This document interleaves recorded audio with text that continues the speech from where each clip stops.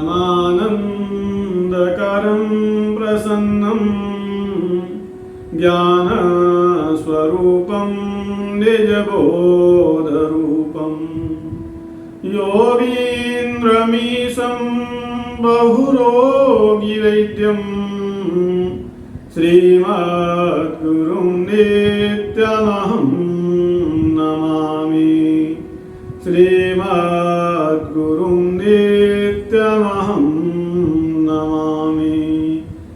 यं ब्रह्मा वरुणेन्द्ररुद्रमरुतः स्तुवन्ति दिव्यैस्तवैः वेदैः साङ्गपदक्रमोपनिषदैः गायन्ति यं सामगा ध्यानावस्थिततद्गतेन मनसा पश्यन्ति यं योगिनो यस्यान्तं न विदुः सुरासुरगणा। देवाय तस्मै नमः। देवाय तस्मै नमः। नारायणं नमस्कृत्य नरं चैव नरोत्तमं देवीं सरस्वतीं व्यासं ततो जयमुदीरयेत्। बोलिए कार्तिक मास की जय हो। नारायण भगवान की जय हो। ओम श्री गुरुवे नमः। गुरुचरण कमलेभ्यो नमः। मातृ पितृचरण कमलेभ्यो नमः। श्री गणेशाय नमः। गौरी नमः। नंदीश्वराय नमः। वीरभद्राय नमः। स्वामी कार्तिकेय नमः। कुबेराय नमः। कीर्तिमुखाय नमः। अनंताय नमः। बाणासुराय नमः। अंधकासुराय नमः। शिवस्य सर्वेभ्यो गणेभ्यो नमः। सर्वेभ्यो ग्रहेभ्यो नमः। सर्वेभ्यो देवेभ्यो नमः। सर्वेभ्यो पितृभ्यो नमः। भगवते साम सदाशिवाय नमः। मनोदे रुद्रात्मकाय ओम फट् ओम मम्मटक भैरवाय नमः। नोय महाकाल इष्ट देवता मृत्युंजय महादेव आपकी सदा ही जय जयकार हो। बोलिए कार्तिक मास की जय हो। सभी विप्रन की जय हो। गौ माता की जय हो। तो आज 29वें अध्याय की कथा है। 28वें अध्याय में ऋषियों ने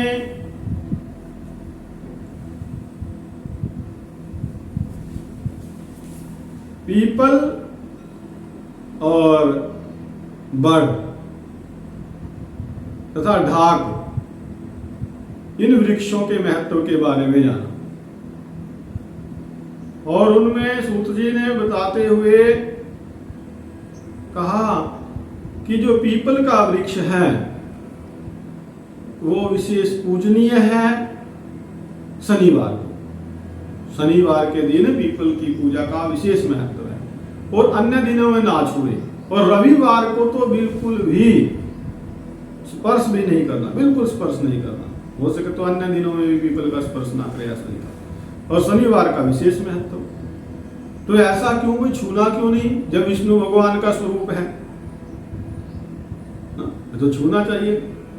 तो इसका क्या कथा है, इसका क्या कारण है, ये ऋषियों की इच्छा यहाँ 29वें अध्याय में होती है। स्पृश्य त्वं कथं प्राप्तः सूतबोधितरुस्वयं स्पृश्य त्वं हि कथं यातस्तथायं शनिवासरे। शनिवार को इसकी पूजा क्यों?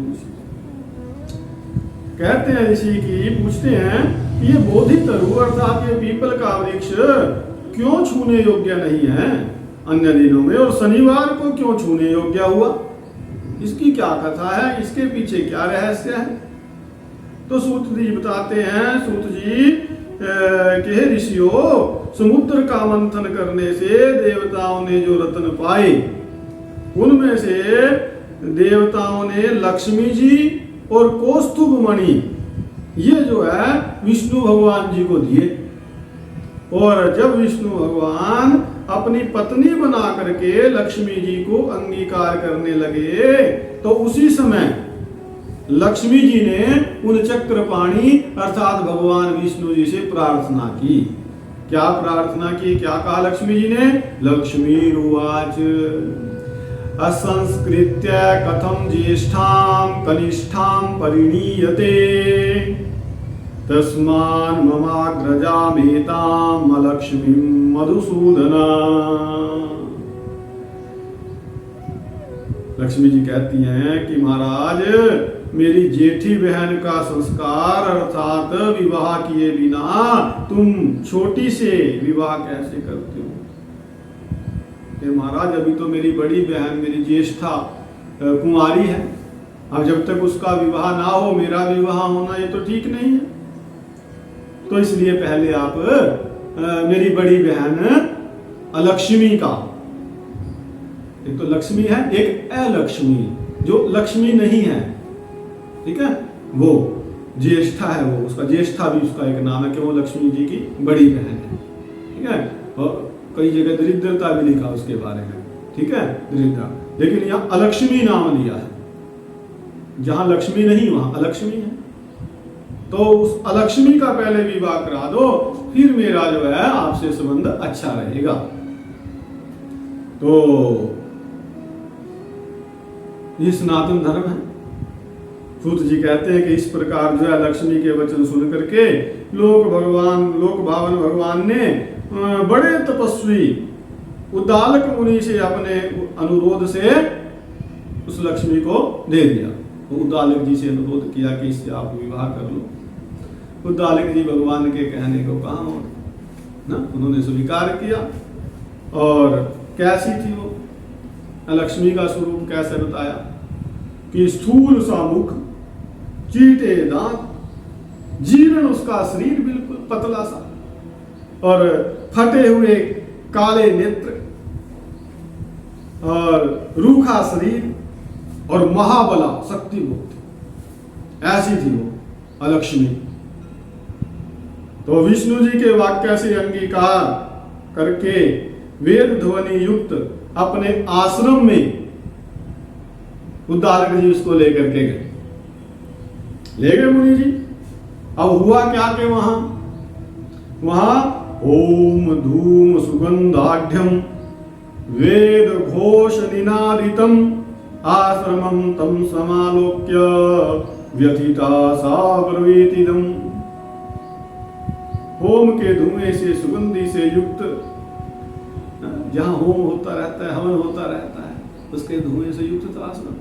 और वेद मंत्रों की ध्वनि, वहां जो उनके शिष्य थे उद्दालक जी के, वेद मंत्रों का पाठ कर रहे थे, वो भी करते थे नित्य। तो ऐसा जब उसने स्थान देखा, ऐसा आश्रम, तो उसको बड़ा दुख हुआ, बड़ी दुखित हुई बेचारी, भाई मैं कहाँ गई है।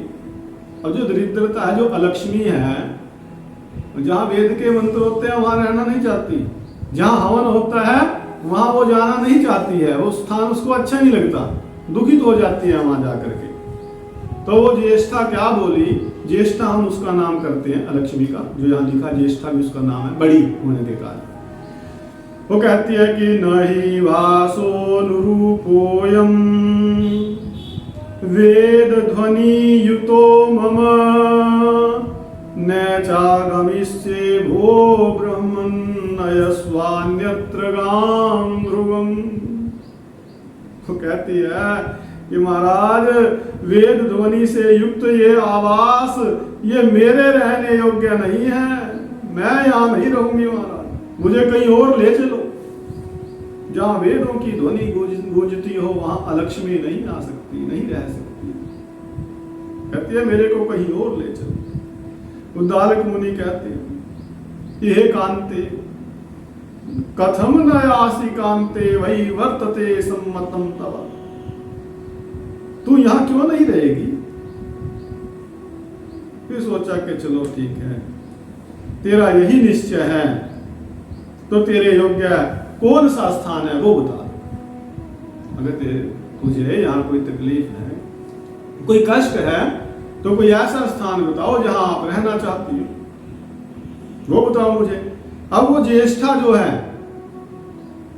जो अलक्ष्मी है, वो कौन सा स्थान बताती है जहां वो रहना चाहती है। ये समझने की बात है भाई, दरिद्रता अलक्ष्मी कहां रहना चाहती है।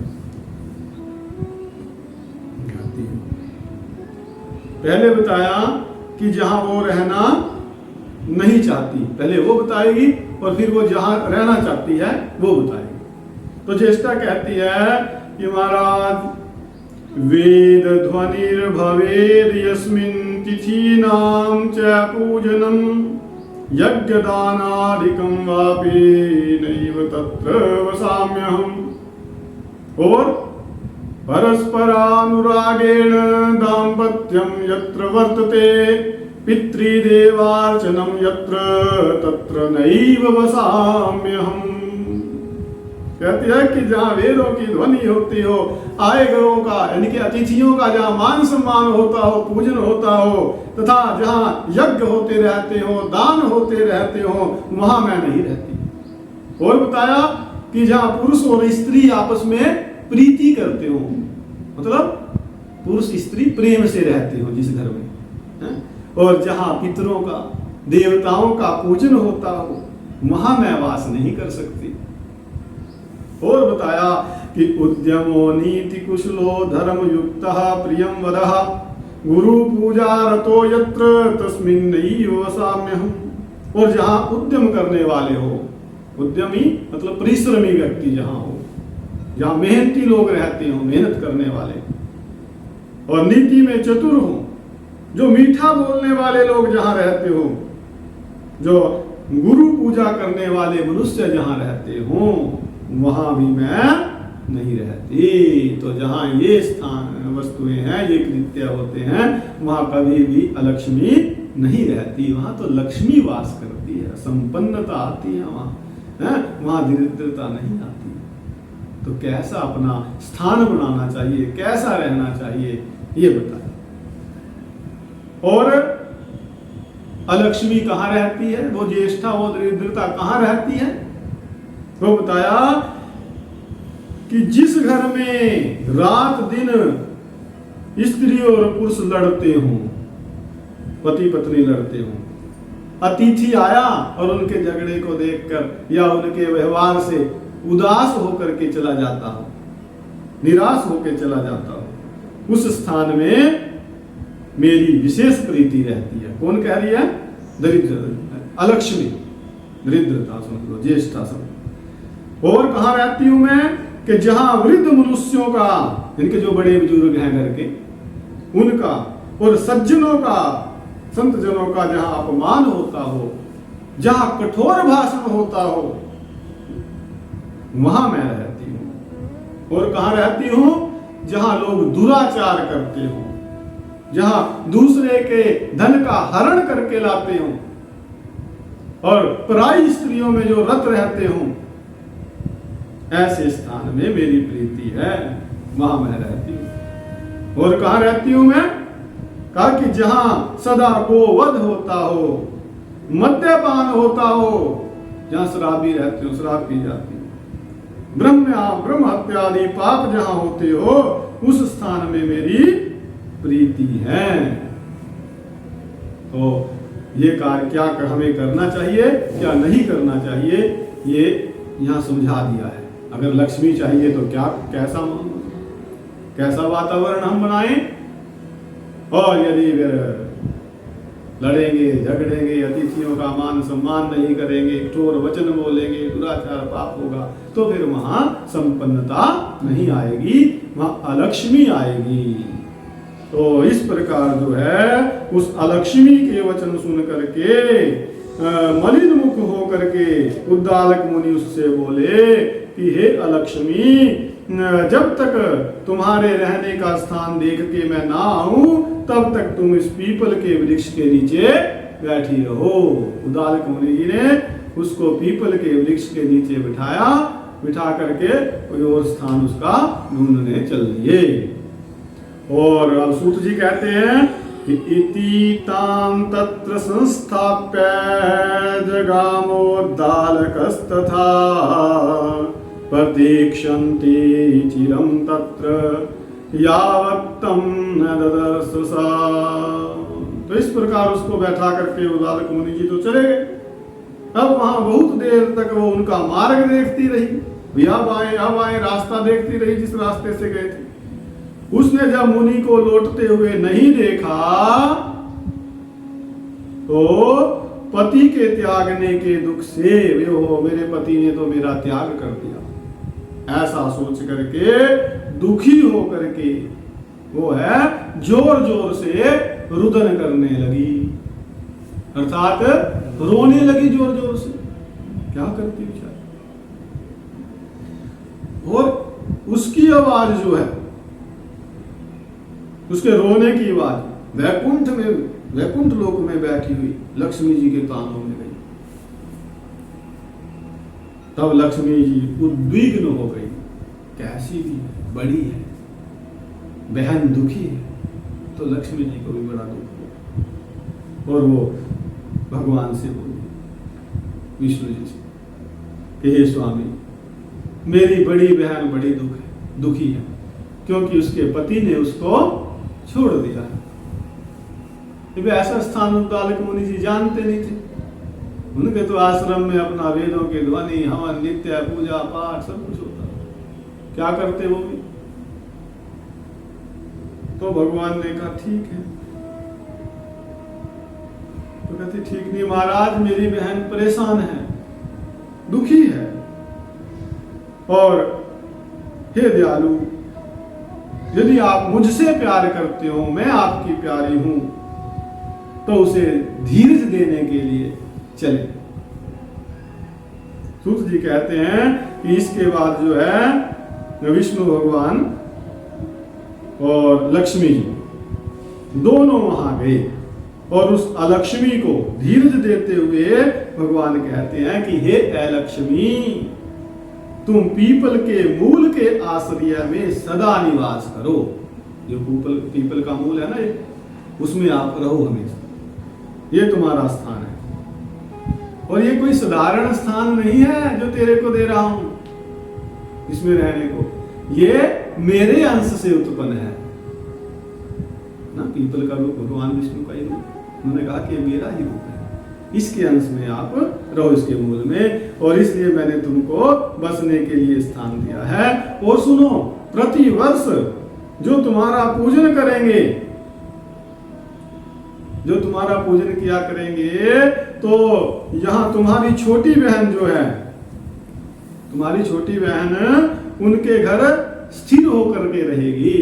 यानी कि जो अलक्ष्मी का पूजन करेंगे पीपल में, उन पे लक्ष्मी जी की कृपा होगी, लक्ष्मी जी उनके घर में वास करेगी। और स्त्रियों द्वारा नाना प्रकार की भेंट दे करके तुम सदा पूजने योग्य होगी। और इसलिए जो है विधान है कि पुष्प धूपादि विश्चैव तेषाम लक्ष्मी प्रसीदति।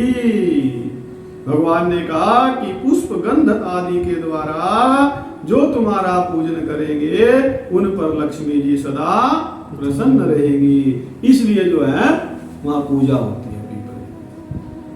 तो मैंने तुमसे, सूत जी बताते हैं कि मैंने तुमसे कृष्ण जी और सत्यभामा जी तथा नारद और ऋतु का जो संवाद था वो कहा, और बताओ क्या पूछना चाहते हो। इतना तो बता दिया। अब ऋषि गण सोचते हैं कि भाई हर प्रश्न का उत्तर मिल गया, मुझे बड़े खुश हुए, मंद हास्य करने लगे, और उन्होंने आपस में फिर कुछ नहीं कहा, चुपचाप बैठे रहे। और शिव फिर जो है शांत मन से सब जो है अपने अपने स्थान को चले गए, और बहुत से ऋषि बद्री वन के दर्शन को चले गए। तो ये कथा जो है कार्तिक मास की बड़ी दिव्य है। इसका फिर फल लिखा कि जो प्राणी ये कथा सुनेगा या श्रेष्ठ मनुष्यों को सुनाएगा, वह सब पापों से छूट जाएगा। इतना नहीं, वो विष्णु जी की सायुज्य मुक्ति को प्राप्त करेगा। विष्णु जी के रूप में ही वो स्थित हो जाएगा। इतना इसका महत्व है। तो यहाँ जो ग्रंथ है अपने पास कुश्ती का, ये कथा जो हमने सुनी है, हमने सुनाई है, ये जो है 29 अध्यायों में मिलती है। ठीक है जी, पद्म पुराण के अनुसार। और कुछ ऐसी पुस्तकें भी हैं जिसमें अध्याय कुछ ज्यादा हैं, तो उसमें जैसे दीपावली की, गोवर्धन की, कोई और कुछ प्रचलित कहानियाँ कथाएं जोड़ी गई हैं। लेकिन जो पुराण के अंतर्गत ये आई है पद्म पुराण की, इसमें 29 ही अध्याय हैं और अनेक पुराण हैं, जगह जगह अपना कथाएं लिखी हैं। तो जो हमने ये कथा 29 अध्यायों वाली हमने सुनी है, तो यहाँ पर ये पूर्णता को प्राप्त होती है। और इसी के अनुसार ये जो कथा है हमने सुनी, इसके प्रभाव से भगवान हमारे ऊपर प्रसन्न हो और हमें भगवान के चरणों की भक्ति प्राप्त हो, सभी श्रोताओं को पुण्य की प्राप्ति हो, भगवान की कृपा हम पर आप सब पर बनी रहे। और इसी प्रकार जो है हम कथा वाचन करते रहें, सुनते रहे, औरों को सुनाते रहें। आप भी इसमें यज्ञ में भाग ले सकते हैं कि इस कथा को कैसे औरों को सुनाएं। इसको आप शेयर करके, फॉरवर्ड करके, है ना, औरों तक, अपने रिश्तेदारों तक, भाई बंधुओं तक पहुंचा करके, जिससे कि वो भी सुन सके, पुण्य के भागी बन सकते हैं। तो यहाँ हम सबकी मंगल कामना करते हुए भगवान से प्रार्थना करते हैं कि सर्वे भवन्तु सुखिनः, सर्वे सन्तु निरामया, सर्वे भद्राणि पश्यन्तु, मा कश्चित् दुःख भाग् भवेत्। भगवान सब पर कृपा बनाए रखें, उनकी कृपा हम पर बनी रहे और भी अच्छी अच्छी कथाएं हम सुनते सुनाते रहें। आगे एक दिन भगवान ने चाहा तो जल्दी ही सत्यनारायण भगवान की कथा का इसमें वर्णन आया। बड़ी सुंदर कथा होती है और पूर्णमासी को तो सुननी ही चाहिए। हो सके तो जब मन करे, जब घर में कोई उत्सव हो या जब भगवान की प्रीति हो, तो सत्य को प्रदर्शित करने वाली सत्यनारायण भगवान की कथा बहुत जल्दी आप तक हम पहुंचाने का प्रयास करेंगे। और सभी को बहुत बहुत मंगल कामनाएं। ठीक है जी। बोलिए कार्तिक मास की जय हो। बोलिए लक्ष्मी नारायण भगवान की जय हो। बोलिए शंकर भगवान की जय हो। गौ माता की जय हो। बोलिए अपने अपने गुरु महाराज की जय हो। सभी सिद्धों की जय हो। सभी संतों की जय हो। सभी भक्तों की जय हो। सभी ब्राह्मणों की जय हो। सभी कथा सुनने वालों की जय हो। हर अधर्म की जय हो। अधर्म का विनाश हो। प्राणियों में प्रभाव न हो। विश्व का कल्याण हो। जयकाराए वीर बजरंगी हर हर